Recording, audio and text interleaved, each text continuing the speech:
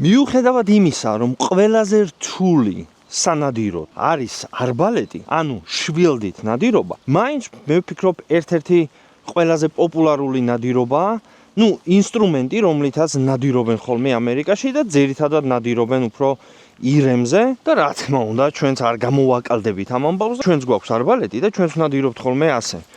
მაგრამ იმის შანსი, რომ შენ არბალეტით მოკლა ირემი, არის ძალიან დაბალი რა. ირემზე ნადირობის სეზონი იწყება არბალეტით, მეგობრებო. პირველი თუ არ ვცდები 3 კვირა თუ 4 კვირა გახლავთ არბალეტით ნადირობა. თუ მონადირე ხარ და გეუბნებიან, რომ უკვე ლეგალურია ინადირო, ასევე არის არბალეტთან ერთად შეგიძლია ინადირო black powder ქვია, მოკლედ ესე არაღი მე არ მაქვს, ასე რომ არც გამოცდილება მაქვს და ამას ვერ შევეხები, მაგრამ მოკლედ ნადირობა იწყება არბალეტით. ანუ რა პლუსები აქვს ახლა არბალეტით ნადირობას? პირველი ის რაც დავასახელე, შეგიძლია უბრალოდ გახვიდე ტყეში, ინადირო და თან გასკოპო და აგერ არის ირემი. მოკლედ უცებ მაგალითს გეტყვით. ეს არის პრობლემა, ხედავთ იქით ირემს, არ ვიცი და ხედავთ თუ არა, ახლა გაიქცა იქით ირემი. აი, იქ დადის ზუსტად.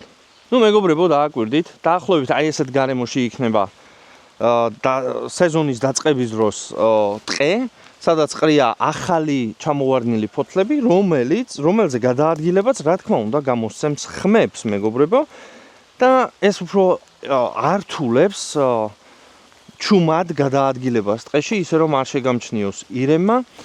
და ძალიან დიდი მნიშვნელობა აქვს ამას, რომ მაქსიმალურად ჩუმად იარო ტყეში, განსაკუთრებით არბალეტის დროს, განსაკუთრებით, თუ არა ისედაც ჩუმად უნდა იარო, არ უნდა იტყაპუნო.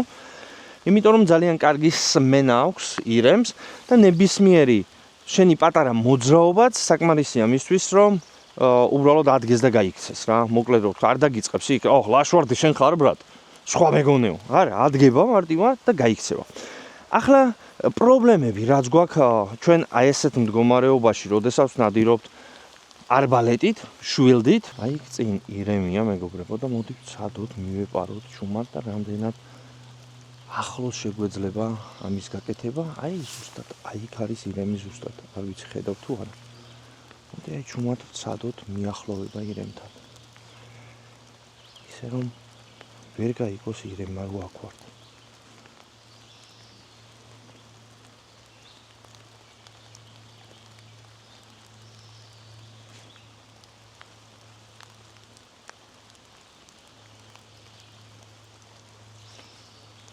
როგორც აღნიშნე, ძალიან დიდი მნიშვნელობა აქვს იმ ფაქტს, რომ უნდა აკონტროლოთ თქვენი მოძრაობა, სად დააბიჯებთ ფეხს, იმიტომ რომ ნებისმიერი ხმის გამოცემის შემდეგ ირემი დაფრთხება უბრალოდ. ეს არის მაგალითისთვის განახებთ, როგორ უნდა მივეპაროთ ირემს.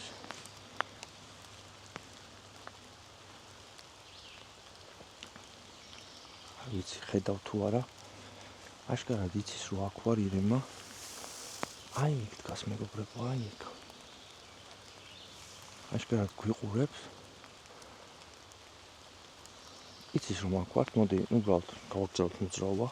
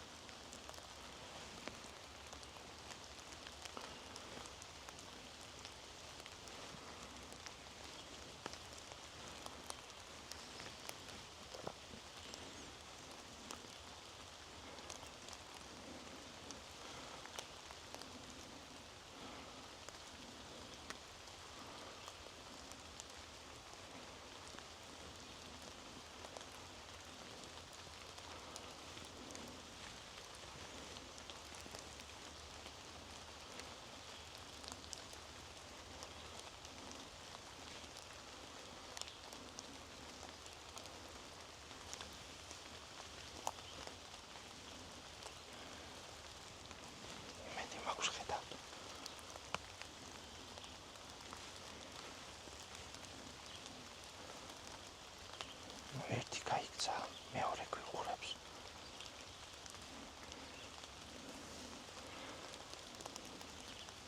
ნუ გაიქცნენ. აი მეგობრებო, ეს იყო მაქსიმალურად სიახლოვე, რა სიახლოვეში შეიძლებოდა მისვლა. ნუ, როდესაც თოფის სეზონია, უფრო მარტივი ეს ამბავი, იმიტომ რომ თქვენ არ გაქვთ ეს დაბკოლება, რომელსაც ჩემს უკან ხედავთ. არბალეტის შემთხვევაში და ისრის შემთხვევაში ეს ძალიან დიდ პრობლემას წარმოადგენს. ტყვიის შემთხვევაში არ წარმოადგენს იმდენ პრობლემას წარმოადგენს, მაგრამ არა იმდენს. მაგრამ ისრის შემთხვევაში ეს ძალიან დიდ პრობლემას წარმოადგენს. ნუ თქვენი შანსი იმის, რომ თქვენ ასე მიეპაროთ ირემს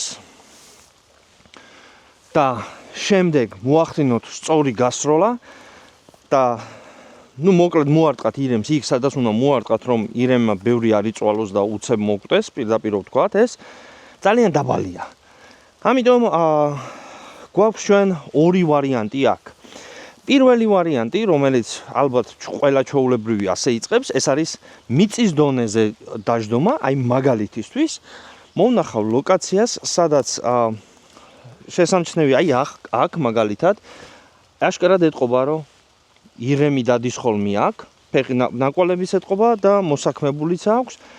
ანუ დიდი მნიშვნელობა აქვს მეგობრებო არბალეტის დროს სწორად აარჩიო ლოკაცია. შენ თუ ასე ჩემსავი ტყეში ივლი, უბრალოდ გააგდებ ირემს ამ ტყიდან და ის კარგ ხანს აღარ შემოვა მე ამ ტყეში. ასე რომ მაქსიმალურად უნდა თავიდანვე უნდა იცოდე, სად უნდა დაждდე, რა პოზიცია დაიკავო, რომ მე ვაიმე ნეტა ვიგ დამждარიყავი არ დაგემართოს. მოკლედ. აი მაგალითისთვის ჩვენ ვზივართ აი ამ სიმაღლეზე. მოდი ახლა ვნახოთ აი ამ სიმაღლიდან სად შეგვიძლია ვესროლოთ და რა შანსები გვაქვს. ჩვენ ვიცით, რომ ჩვენ წინ არის გზა, ბილიკი, რომლითაც მოძრაობს უმეტეს შემთხვევაში ირემი. თლად გზაზე დაждდომაც არ ივარგებს, იმიტომ რომ აშკარად აუცილებლად შეგვამჩნევს. მაგრამ ეს არის უბრალოდ მაგალითისთვის. მოდი ვნახოთ ახლა რა შანსი გვაქვს იმისა, რომ ვესროლოთ. მეგობრებო, კამერა არის ზუსტად დაყენებული ჩემი თვალის სიმაღლეზე. ეს არის ის, რასაც ახლა მე ვხედავ თქვენთან ერთად.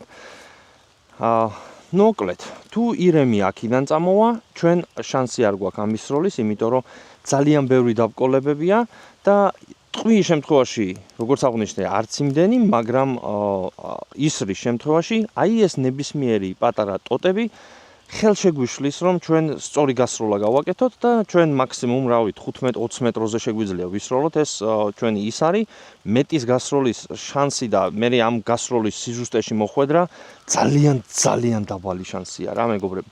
მოკლედ, ეს მიმართულება არ გამოგვადგება. არის მიმართულება ახლა აი აქით, რომელიც როგორც ხედავთ, არც ეს მიმართულება არ გამოგვადგება. მაგრამ გადავხედოთ აქით ამ მხარეს, აი ამ მიმართულებით ჩვენ თავისუფლად შეგვიძლია ვესროლოთ, აქიდან დაწყებული აი ასე მე მგონი სულ გასუფთავებულია უფრო ტყე და უფრო მარტივია აი ამ მიმართულებით ჩვენი სროლა. ამიტომ, როდესაც ვჯდებით ასეთ ადგილზე, არა აქვს აზრი აი აქ ამ მიმართულებით ყურებას, ჩვენ სავარაუდოდ დავждებით აი ესეთ პოზიციაზე, რომ აქით ვაკონტროლოთ მაქსიმალურად სიტუაცია და აქითაც ისე ერთი გამოხედვით შევძლოთ აი აქით გამოხედვა, ისე რომ არ მოგვიწიოს მთელი ტანით შემოტრიალება, რომ დავინახოთ რა ხდება ჩვენს უკან. მოკლედ, ეს არის ერთი ვარიანტი. ახლა ვარიანტი მეორე და რომელიც უფრო გავრცელებულია ამერიკაში, მეგობრებო, ეს გახლავთ ხეზე ჯდომა. აი მეგობრებო, დაახლოებით ეს იქნება თქვენი ხედველობა, როდესაც თქვენ დაждდებით ხეზე, ანუ ხეზე მიამაგრებთ სკამს, ახვალთ ხეზე და დაждდებით, რა თქმა უნდა, ცოტა უფრო მაღალზე, მაგრამ თქვენ თვითონ შეამჩნიეთ ახლა განსხვავებას, როდესაც ზიხართ მიწაზე, რამხელა შანსია თქვენი ირმის სროლის და როდესაც ხარ უკვე ხეზე ასული, რამხელა შანსია, რომ თქვენ სწორად გააკეთოთ გასროლა. როგორც ხედავთ, თქვენს წინაშე უფრო სუფთა ხედი იშლება, ვიდრე ქვევიდან იყო ეს ყველაფერი, აი დააკვირდით ამ ყველაფერს. და ასევე იმის შანსი, რომ თქვენ ირემმა ხეზე შეგამჩნიოთ, არის ძალიან დაბალი, რადგან ირემი უფრო რეაგირებს მის თვალის სისწორეზე რა ხდებაზე და ასევე მეგობრებო, იმის შანსი, რომ მან სუნი აიღოს თქვენგან, არის დაბალი, რადგან თქვენი სუნი მიდის უფრო ჰაერში და როდესაც მიწაზე ზიხართ, მეგობრებო, თქვენი სუნი მიდის პირდაპირ მის ცხვირთან, ასე რომ შანსი იმისა, რომ თქვენ აი ამ პოზიციიდან უკეთესი ნადირობა გამოგივიდეთ, არის უფრო მაღალი, ვიდრე იждეთ მიწაზე. მიუხედავად იმისა, რომ ასეთი რთული ამბავია არბალეტის დროს ნადირობა, რა თქმა უნდა, არიან ადამიანები, რომლებიც ამას ძალიან წარმატებით აკეთებენ, პროფესიონალებს დავარქვენ. მე ჩემ შემთხვევაში ვიძახი, რომ ცოტა რთულია, თორე ვიღაცისთვის მეგულება ისეთი მონადირეები, რომელიც მხოლოდ არბალეტის სეზონზე გამოდიან სანადიროდ და არ გამოდიან თოფის სეზონზე. მაგრამ აი ყველაფერი ეს დაბკოლებას ქმნის მოკლედ ნადირობის დროს, ასე რომ კარგად უნდა შეარჩიო სანადირო პოზიცია, სასროლი პოზიცია, რომ მაქსიმალურად თუ გააკეთებ გასროლას, იყოს მაქსიმალურად მიზანში ეს გასროლა გაკეთებული. ასევე მეგობრებო, არბალეტზე ჩვენ გვაქვს ფაქტიურად ერთი სროლა და რა ვგულისხმობ ამაში. ეს რომ არბალეტებზე გადავალთ, აუცილებლად გეტყვით დეტალურად ამ ამბავს, მაგრამ ჩვენ გვაქვს ერთი სროლა. ჩვენ გავისვრით, თუ წარმატებით გავისროლეთ, თუ არა და 99.9%-ის დაშვებით ჩვენ ეს ირემი უკვე დავკარგეთ, თუ ავაცილეთ ხომ დავკარგეთ და დავკარგეთ. თუ გვერდზე ქონდა ერთი ასეთი შემთხვევა, სადაც გავაკეთე გასროლა, მაგრამ მოხდა აი ესეთ პატარა ფოთოლს რაღაცას მოხდა, ეს აისყლიდა ამ ისარმა და ეგრეთ წოდებული გავკაწრე, რო იტყვიან, ირემი, ვეძებე მთელი დღე ამოვიანე, მაგრამ ვერცად ვერც სისხლი ვნახე, ვერც ვერაფერი ვნახე, ანუ დავკარგე ეს ირემი, მაგრამ შემდეგ გული დამწყდა იმაზე, რომ ცუდი გასროლა გავაკეთე და აღარ ვიცი რა მოუვიდა იმ ირემს. მოკლედ, ამიტომ ძალიან რთული ამბავია ეს. ასევე რომ აღნიშნე ის ფაქტიც, რომ დაახლოებით 15-დან 20 მეტრამდე არის ყველაზე კარგი გასროლა. გულისხმობ იმას, რომ რაც უფრო შორს მიდის თქვენი ისარი, მით უფრო კარგავს ის ძალას, რომ შევიდეს ის ირემის ორგანიზმში ისე, რომ მან ისეთი ზიანი მიაყენოს, რომ ირემი მოკდეს რა, პირდაპირ ვთქვათ. ასე რომ არ არის მარტივი ამბავი, ეგ ამბავი რა. ჩემს ხელთ არის ორი არბალეტი, ერთი გახლავთ ცოტა ძველი მოდელი, მაგრამ ჩემთვის უფრო კომფორტული, მე თუ გამოიცნობ, რომელი უფრო კომფორტულია, ძალიან გამიხარდება და არის მეორე მოდელი, რომელიც გახლავთ სულ ახალი მოდელი, რომელიც მე არ მეკომფორტულება, მაგრამ კაცია და გუნება რა, ხო გაიგია. იდეაში დატენვით ორივე ერთნაირად იტანება, მოკლედ რამდენს ვლაპარაკო, მოდი პირდაპირ არბალეტებზე გადავიდეთ. აი მეგობრებო, არბალეტი ეს გახლავთ ერთი პირველი ვერსია და ეს გახლავთ მეორე ვერსია. ანუ საქმეს ორივე აკეთებს, უბრალოდ მათი მექანიზმი არის სხვადასხვა. ამას აუცილებლად განახებთ. მაგრამ პირველ რიგში რაც უნდა ვიცოდეთ არბალეტის დროს, გახლავთ ყველაზე მნიშვნელოვანი რამ. აი ეს დამცავი, ამას უბრალოდ ისი არა აქვს დაყენებული, მეგობრებო. თუ დააკვირდებით, აი ეს თოკი, რომელიც ჭიმავს ჩვენს არბალეტს, გადის აი ამის სისწორეზე და ეს დამცავი აქვს სპეციალურად გაკეთებული, რათა ხელი არ მოგიხვდეს წინ, აი ასე რო არ მოგყვეს ხელი, რადგან თუ აქ მოყვება ხელი, ჩათვალე რომ თითები აღარ გექნება, ასე რომ მაქსიმალურად ხელი უნდა იყოს ქვევით, აი ამ დამცავის ქვევით, რათა მარცხი არ მოგივიდეთ ეგრეთ წოდებული. ხო, ასევე აქვს safety არბალეტს, აი აგერ არის ეს safety მეგობრებო. იგივე ფუნქცია აქვს აი ამ მეორე არბალეტსაც, ამასაც აქვს აი ესეთი დამცავი, რათა ისევ ვიმეორებ, ხელი არ მოგიხვდეს ზევით, ასევე ამასაც აქვს თავისი safety, ანუ დამცავი, ჩამთველი, გამომთველი. ორივეს აქვს სკოპი და როგორც აღნიშნე, უბრალოდ მექანიზმია სხვადასხვა. და რა ვგულისხმობ ამაში?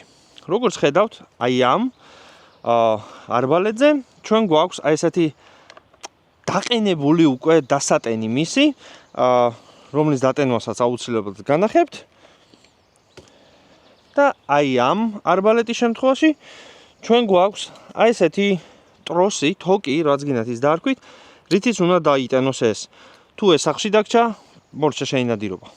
ყველა არბალეტს აქვს თავისი ზომის ისარი, რამ სიგრძე უნდა იყოს ისარი, მისი წონაც, რა თქმა უნდა, ისარი, რომელსაც ჩვენ ახლა გამოვიყენებთ, აქვს აი ესეთი თავი, რომელიც არის სავარჯიშო სავარჯიშოდ სპეციალურად. Როგორც ხედავთ, მას უბრალოდ წვერი აქვს და არ აქვს გვერდზე დანები და ის არის, რომელსაც ისრის თავი, რომელსაც ვიყენებთ ჩვენ სანადიროდ, გამოიყურება აი ასე.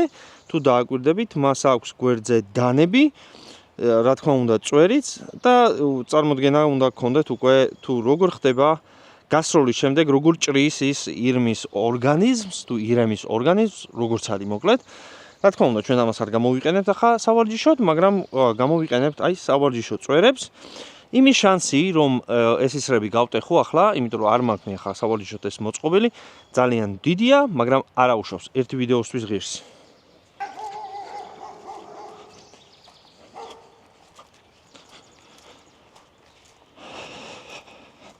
მოკლედ მეგობრებო, აი ეს არბალეტი, რომელზეც მოგახსენეთ უკვე რომ დაყენებული აქვს თავისი დასატენი მექანიზმი.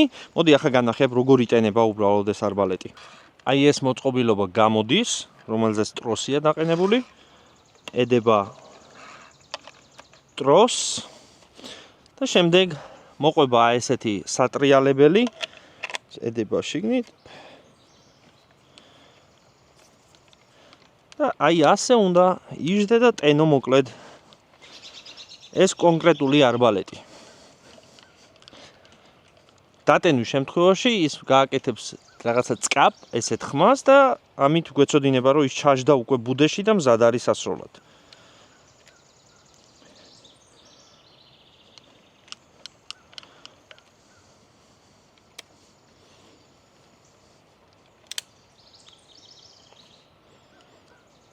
აი ესე გამოიყურება მეგობრებო დატენილ მდგომარეობაში. აი დააკვირდით, არის ორი ერთნაირი ფერი, ანუ მწვანე ჩვენ შემთხვევაში და ერთი თეთრი. აი ამას აქვს ძალიან დიდი მნიშვნელობა, რომ სწორად ჩადო ეს ის არის. თეთრი ფერი როგორც წესი ხვდება ხოლმე იმ რელსებში, საიდანაც ისვრის ეს ის არის.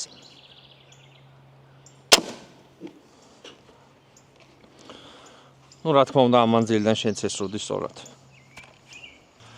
მოდი ახლა გადავიდეთ მეორე არბალეტზე.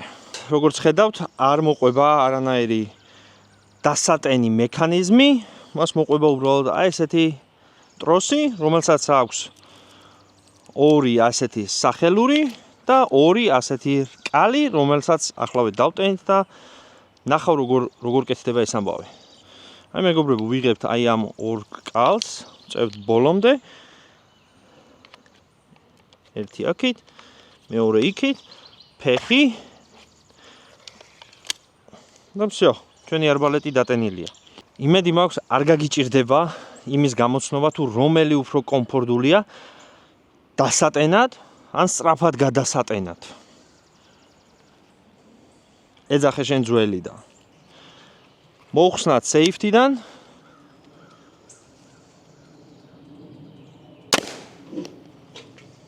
ესეც ესე. მეგობრებო, სიმართლე გითხრათ, სულ ეს იყო არბალეტების შესახებ, არაფერი ამას დიდი მათემატიკა არ ჭირდება, უბრალოდ მოხმარების წესი აქვს თავისი. Safety, რაც მოგახსენეთ, რომ უყენია დამცავი და რელსებთან თითი არ უნდა ჩადო, ეს არის მთავარი გასათვალისწინებელი.